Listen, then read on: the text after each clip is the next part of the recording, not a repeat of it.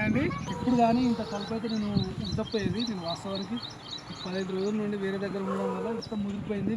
Shoe ఉందా, ఇది లేకపోతే మాత్రం చాలా ప్రమాదం అవుతుంది. రెండు రాగంబాబు నాకు గరిచేది, నేరుగా వెళ్ళిపోతాను. ఇక్కడ మా ఫ్రెండ్స్ అన్నట్టు తిరుగుతూ ఉంటే 2-3 సార్లు ఇంట్లోకి వస్తే ఇంట్లో పట్టించిన పక్కకి అడుగు పడ్డది.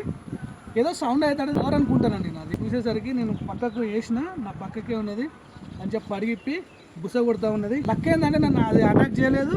నేను అసలు కొంచెం బయటకు వచ్చిన పక్కకి వెళ్ళిపోయింది. 2-3 సార్లు నాకు సేమ్ సిచ్యువేషన్, కొంచెం అయితే కాలు పడుతుంది. అందుకోసం మనం సెక్యూరిటీ కోసము ఈ షూ ఇది లేకపోతే మనకు చాలా ఇబ్బంది అవుతుంది. ఓకే పర్లేదు మనకైతే.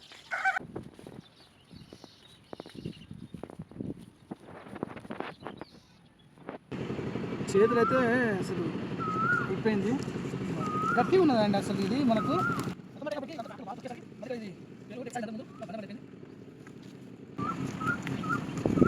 చిక్కుడు బొప్పాయి ఇవి నేనేం కలుపు మాత్రం నేను తీసిన బాపతి నలి అంతా ఇదే ప్లేస్ చూస్తా, అవి మురిగిపోతాయి, నో ప్రాబ్లం. గమనిస్తాను ఆ కొబ్బరి చెట్లు ముందున్న కొబ్బరి చెట్లు ఈ మధ్యలో మాత్రం ఇంకా సాఫ్ చేయాలి. పిల్లల కోసం ట్రై చేసినా కానీ ఎక్కడ దొరకలేదు. పైగా వాళ్ళు ఇంత ఓపికతో చేయాలంటే చేయలేదు. ఎందుకంటే ఇది చెలక అయితేనేమో దున్నిన భూమి అయితేనేమో మెత్తగా వస్తుంది కదా, ఇది గుడ్లో చాలా గట్టిస్తుంది. గౌరిస్తుండే కానీ దొరకట్లేదు అసలు నా వల్ల అయితే అసలు. కానీ ఏం చేయాలి, తప్పని పరిస్థితి బీక్తుంది ఇదంతా. మొత్తం అయితే క్లీన్ చేసే ప్రయత్నం చేసిన.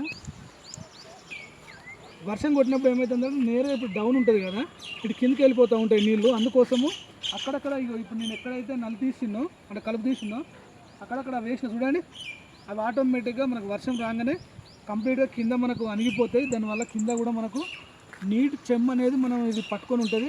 మన వాటర్ కూడా వర్షం పడగానే నేరుగా వెళ్ళిపోకుండా కొంచెం ఆగుతూ వెళ్ళిపోతుంది. కాబట్టి మనకు కొంచెం నిమ్మ అనేది ఉంటుంది. వానపాములు అంటారు కదా, వీటి కింద మనకు ఒకవేళ ఇప్పుడు ఎండ తీవ్రత బాగున్నప్పుడు మాత్రము ఈ ఏదైతే మల్చింగ్లా వేసినామో వాటి కింద చేరుకుంటే మళ్ళీ మనకు కొంచెం వర్షం పడ్డదంటే ఆటోమేటిక్గా అవి ఎక్కడెక్కడ వెళ్ళిపోతూ ఉంటాయి. ఎర్రలు ఇప్పుడు మొత్తం ఏడుకాడికి తింటూ ఉన్నాయి చూడండి.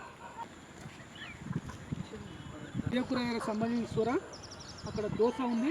ఇవన్నీ నేను ఏంటంటే ఇప్పుడు మళ్ళీ నేను నెక్స్ట్ వారం వచ్చిన తర్వాత కూరగాయలకు సంబంధించినవి కానీ బెండ మొక్కలు కానీ ఇంకా వంకాయ నారు కానీ మిరపనారు కానీ ఇదంతా పెట్టే ప్రయత్నం చేస్తాను. ప్రతిరోజు ఒక 4 కూరగాయలు తెంపిండనుకో 4 గింజలు ఎక్కడైనా ఒక చోట వేసే ప్రయత్నం చేస్తా. ఆల్రెడీ ఇవి మనకు వేరే చోట ఆల్రెడీ కాయలు కూడా వస్తున్నాయి.